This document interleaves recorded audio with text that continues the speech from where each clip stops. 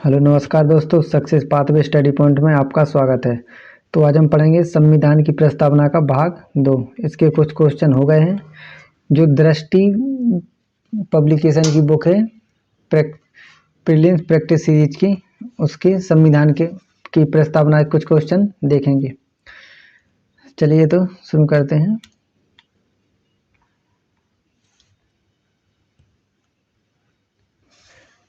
पहला क्वेश्चन, भारत के संविधान के उद्देश्य के बारे में निम्नलिखित में से कौन सा से कथन सही है?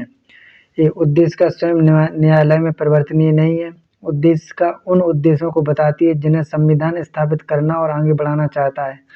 उद्देश्य का उस स्रोत को इंगित करती है जहां से संविधान अपना प्राधिकार प्राप्त करता है। ऑप्शन है ए 1, 2 और 3 सही है, बी केवल 1 और 2 सही है, सी केवल 1 और 3 सही है, डी केवल 2 सही है। देखिए इसका आंसर है ऑप्शन ए, तीनों सही है।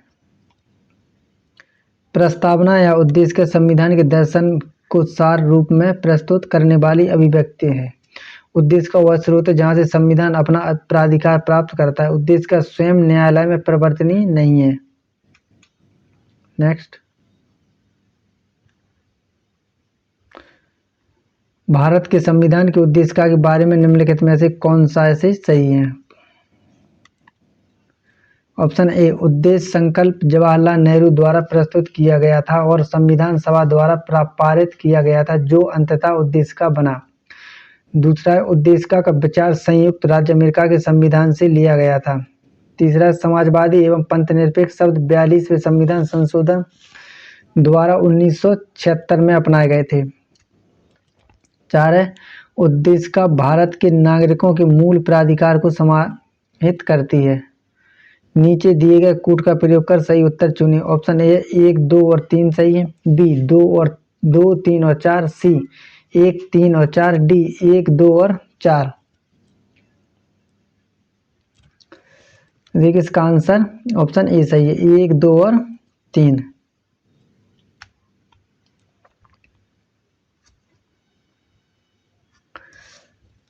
देखिए भारतीय संविधान की प्रस्तावना और उद्देश्य का आविर्भाव पंडित जवाहरलाल नेहरू द्वारा 13 दिसंबर 1946 को संविधान सभा में रखे गए उद्देश्य प्रस्ताव से हुआ है। इसी कारण इसे उद्देश्य का भी कहा जाता है। कथन 1 सही है। दूसरा, उद्देश्य का विचार अमेरिकी संविधान से लिया गया है, लेकिन प्रस्तावना की भाषा ऑस्ट्रेलियाई संविधान की प्रस्तावना का प्रभाव है। 42वें संविधान संशोधन अधिनियम 1976 द्वारा प्रस्तावना में समाजवादी, पंथनिरपेक्ष और अखंडता शब्द शामिल किए गए। उद्देश्य का संविधान के उद्देश्य न्याय, स्वतंत्रता, प्रतिष्ठा और अवसर की समता, व्यक्ति की गरिमा, राष्ट्र की एकता और अखंडता व बंधुत्व को समाहित करती है, ना कि मूल अधिकार को समाहित नहीं करती है। नेक्स्ट है, उद्देश्य प्रस्ताव में कौन कौन से बिंदु शामिल हैं? ऑप्शन ए, भारत एक स्वतंत्र संप्रभु गणराज्य। दूसरा, संघ की इकाइयां स्वायत्त होगी और उन सभी शक्तियों का प्रयोग और कार्यों का संपादन करेंगी जो संघीय सरकार को नहीं दी गई हैं। तीसरा, संप्रभु और स्वतंत्र भारत इसके संविधान की समस्त शक्तियां और सत्ता का स्रोत जनता है। अल्पसंख्यकों, जनजातियों, दलित व अन्य पिछड़े वर्गों को समुचित सुरक्षा दी जाएगी। नीचे दिए गए कूट का प्रयोग कर सही उत्तर चुनिए। ऑप्शन ए केवल 1, बी केवल 2, 3 और 4, सी केवल 1, 2 और 3, डी 1, 2, 3 और 4।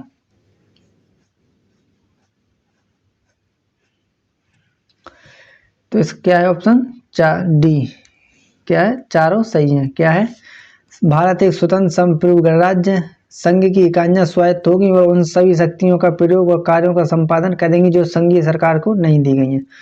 संप्रभु और स्वतंत्र भारत तथा इसके संविधान की समस्त शक्तियां और सत्ता का स्रोत जनता है। अल्पसंख्यक, जनजातियों, दलित व अन्य पिछड़े वर्गों को समुचित सुरक्षा दी जाएगी। नेक्स्ट है, भारतीय संविधान की प्रस्तावना में उल्लेख है प्रतिष्ठा की समता, अवसर की समानता, और विचार की समानता। किस किस की? प्रतिष्ठा की समानता, अवसर की समानता और विचार की समानता। नीचे दिए गए कूट का प्रयोग कर सही उत्तर चुनिए। ए केवल 1 और 2, बी केवल 2 और 3, सी केवल 1 और 3, डी 1, 2 और 3।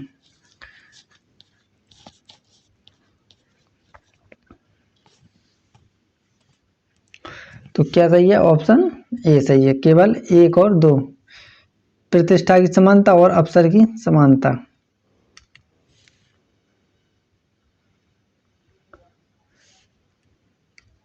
संविधान की प्रस्तावना में सामाजिक, आर्थिक और राजनीतिक न्याय, विचार, अभिव्यक्ति, विश्वास, धर्म और उपासना की स्वतंत्रता तथा प्रतिष्ठा और अवसर की समानता का वर्णन है। नेक्स्ट है, निम्नलिखित उद्देश्यों में से कौन सा एक भारत के संविधान की उद्देशिका में सन्निविष्ट नहीं है? कौन सा भारत के संविधान की उद्देशिका में? ऑप्शन ए विचार की स्वतंत्रता, बी आर्थिक स्वतंत्रता, सी अभिव्यक्ति की स्वतंत्रता, डी विश्वास की स्वतंत्रता। तो आंसर क्या है सही इसका? Option b. क्या है? ऑप्शन बी आर्थिक स्वतंत्रता। भारत के संविधान की उद्देशिका में कुछ स्वतंत्रताओं जैसे विचार, अभिव्यक्ति, विश्वास, धर्म और उपासना की स्वतंत्रता की चर्चा की गई है। आर्थिक स्वतंत्रता की चर्चा नहीं की गई। सामाजिक और राजनीतिक न्याय के साथ साथ आर्थिक न्याय को सन्निविष्ट किया गया है, स्वतंत्रता को नहीं।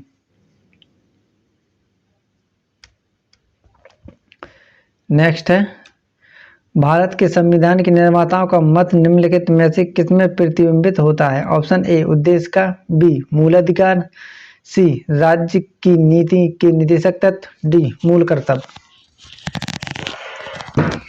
तो क्या है इसका आंसर? ऑप्शन ए किसमें? उद्देश्य का में। किसमें? उद्देश्य का में। संविधान की उद्देशिका में उन आधारभूत दर्शन और राजनीतिक, धार्मिक व नैतिक मूल्यों का उल्लेख है जो हमारे संविधान के आधार हैं। इसमें संविधान सभा की महान और आदर्श सोच उल्लेखित है।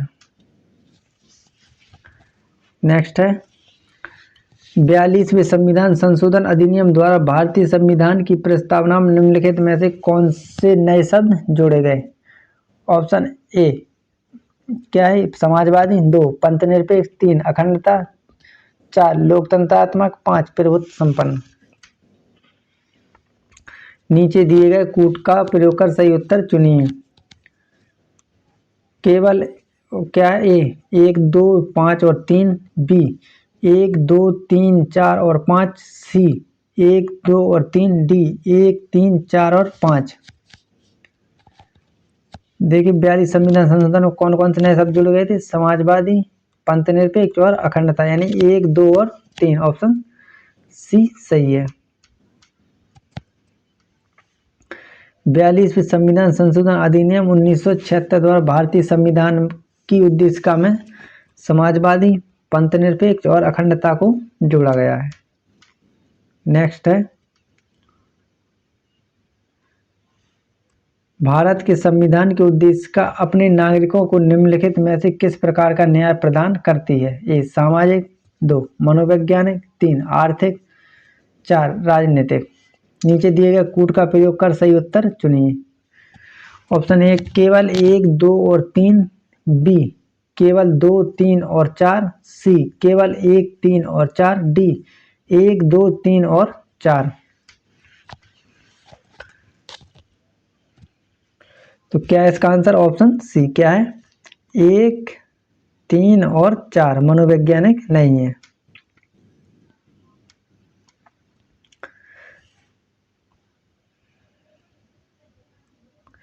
देखिए संविधान की प्रस्तावना संविधान सभा में जवाहरलाल नेहरू द्वारा प्रस्तुत किए गए उद्देश्य प्रस्ताव पर आधारित है।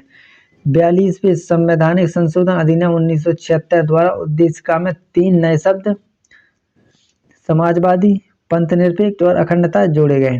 प्रस्तावना में नया शब्द 3 अलग अलग रूपों सामाजिक, आर्थिक और राजनीतिक को समाविष्ट करता है। नेक्स्ट है, भारतीय संविधान की प्रस्तावना संशोधित संस्करण है? ए नेहरू रिपोर्ट का, बी अगस्त प्रस्ताव का, सी उद्देश्य प्रस्ताव का, डी उपयुक्त सभी। तो इसका आंसर ऑप्शन सी क्या है, उद्देश्य प्रस्ताव का। किसका? उद्देश्य प्रस्ताव का। उद्देश्य प्रस्ताव 13 दिसंबर 1946 को जवाहरलाल नेहरू ने भारत के संविधान निर्माण के लिए नवनिर्वाचित संविधान सभा जुलाई अगस्त 1946 में ऐतिहासिक उद्देश्य प्रस्ताव प्रस्तुत किया। 22 जनवरी 1947 को विधानसभा द्वारा इस प्रस्ताव को सर्वसम्मति से स्वीकार कर लिया गया। यह भारत में हुए राष्ट्रीय आंदोलनों के प्रमुख मुद्दों के उचित सारांश के रूप में था। साथ ही इसमें संवैधानिक संरचना के ढांचे एवं मूल दर्शन की स्पष्ट झलक थी। इसका संशोधित संस्करण ही भारतीय संविधान की प्रस्तावना का एक निर्माण करता है।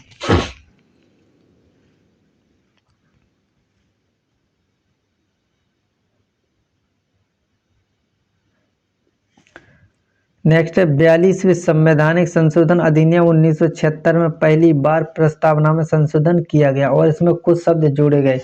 इस संशोधन द्वारा प्रस्तावना में जोड़े गए शब्दों का सही अनुक्रम चुनिए।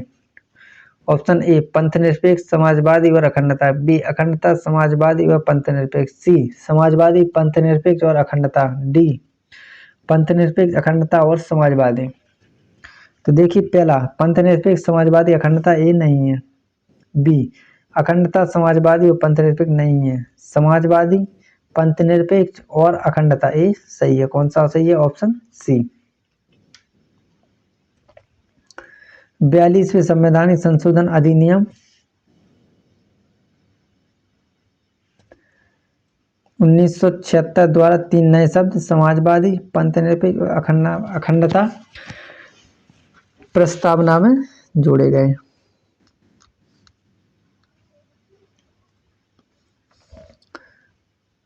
नेक्स्ट है निम्नलिखित कथनों पर विचार कीजिए। प्रस्तावना भारत के संविधान का एक अभिन्न अंग है।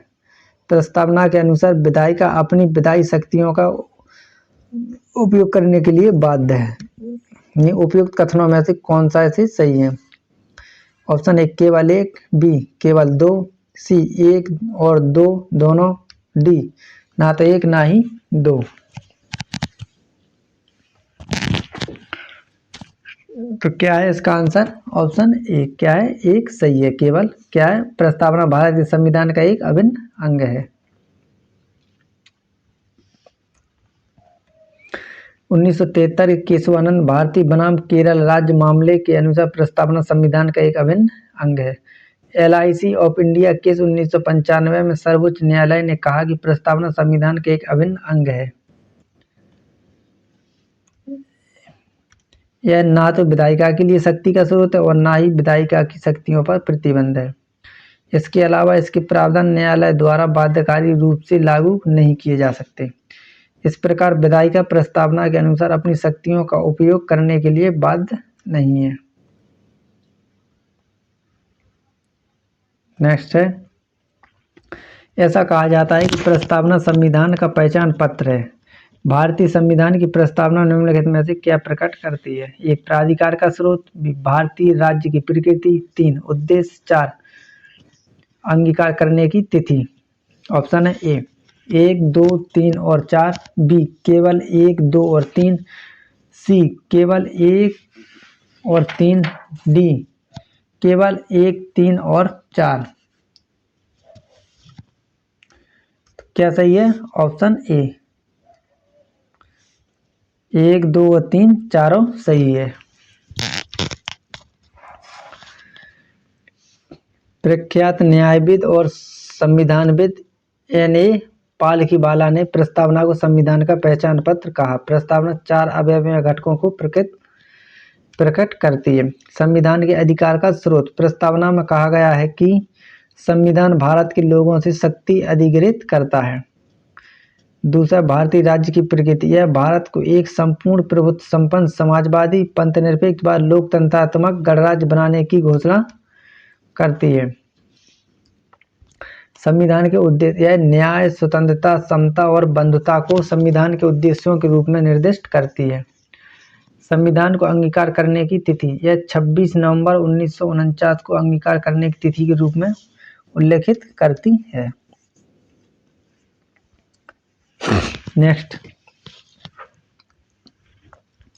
भारतीय संविधान की प्रस्तावना के संदर्भ में निम्नलिखित कथनों पर विचार कीजिए।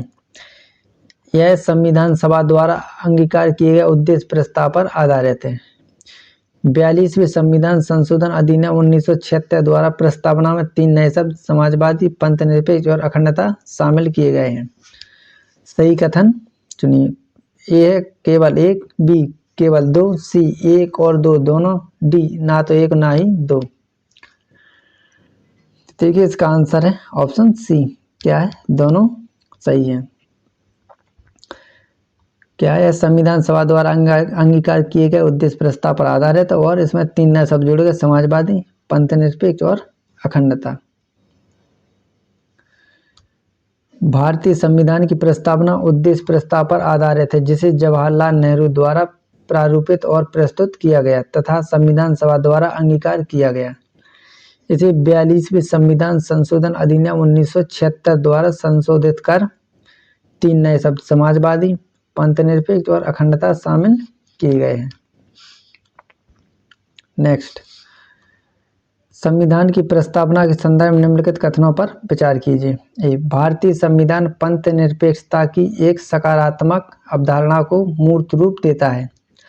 दूसरा, भारतीय संविधान लोकतांत्रिक और साम्यवादी दोनों प्रकार के समाजवाद का प्रावधान करता है। कौन सा कथन सही है? केवल 1, बी केवल 2, सी 1 2 दोनों, डी ना तो 1 ना ही 2। तो क्या है इसका ऑप्शन ए सही है? क्या है? एक केवल 1 सही है। भारतीय संविधान पंथनिरपेक्षता की सकारात्मक अवधारणा को मूर्त रूप देता है। संविधान की प्रस्तावना में पंथनिरपेक्ष और समाजवादी शब्दों को वर्ष 1976 में के 42वें संविधान संशोधन अधिनियम द्वारा जोड़ा गया। संशोधन से पहले भी संविधान में नीति निर्देशक सिद्धांतों के रूप में समाजवादी लक्षण विद्यमान थे। भारतीय संविधान पंथनिरपेक्षता की सकारात्मक अवधारणा को मूर्त रूप देता है, अर्थात हमारे देश में सभी धर्मों को राज्य से समान दर्जा और सरकार का समान समर्थन प्राप्त है। भारतीय संविधान में अनुच्छेद 25 से 28 धार्मिक स्वतंत्रता का अधिकार भारत को एक पंथनिरपेक्ष राज्य के रूप में स्थापित करता है। भारतीय समाजवाद लोकतांत्रिक समाजवाद है, ना कि साम्यवादी समाजवाद। भारतीय समाजवाद लोकतांत्रिक समाजवाद है, ना कि साम्यवाद। नेक्स्ट, भारतीय क्या है नेक्स्ट 26 में, संविधान सभा ने सर्वसम्मति से उद्देश्य प्रस्ताव को कब पारित किया? ऑप्शन ए 13 दिसंबर 1946, बी 22 जनवरी 1947, सी 30 जून 1947, डी 26 नवंबर 1949। तो क्या है आंसर? ऑप्शन बी 22 जनवरी 1947। देखिए 13 दिसंबर 1946 को पंडित जवाहरलाल नेहरू द्वारा उद्देश्य प्रस्ताव संविधान सभा में पुनः स्थापित किया गया। इसे 22 जनवरी 1947 को पारित किया। कब? 22 जनवरी 1947। नेक्स्ट, 26 नवंबर 1949 को अंगीकृत भारतीय संविधान सभा की प्रस्तावना में मूल रूप से भारत को किन रूप में वर्णित किया गया है? ऑप्शन ए संप्रभु गणराज्य, दूसरा लोकतांत्रिक गणराज्य, तीसरा समाजवादी गणराज्य, चौथा धर्मनिरपेक्ष गणराज्य। नीचे दिए गए कूट का प्रयोग कर सही उत्तर चुनिए। ए केवल 1, बी केवल 1 और 2, सी केवल 2, 3 और 4, डी 1, 2, 3 और 4। तो देखिए इसमें कौन कौन सा है? संप्रभु गणराज्य और लोकतांत्रिक गणराज्य। कौन सा? संप्रभु गणराज्य और लोकतांत्रिक गणराज्य, यानी ऑप्शन बी। 42वें संवैधानिक संशोधन अधिनियम 1976 द्वारा प्रस्तावना में अब तक केवल एक बार संशोधन किया गया। इसके द्वारा प्रस्तावना में 3 समाजवादी, पंथनिरपेक्ष और अखंडता शामिल किए गए। संपूर्ण, प्रभुत्व संपन्न और लोकतांत्रिक गणराज्य शब्द मूल रूप से संविधान में परिणत थे। तो क्या क्या जोड़े गए? समाजवादी, पंथनिरपेक्ष और अखंडता। नेक्स्ट हो गए। चलिए दोस्तों, आज के जितने भी क्वेश्चन थे प्रस्तावना के पूरे क्वेश्चन हो गए हैं। अगर मेरा प्रयास ये आपको अच्छा लगा है तो चैनल को सब्सक्राइब करें, वीडियो को लाइक करें, कमेंट करें और शेयर करें। धन्यवाद।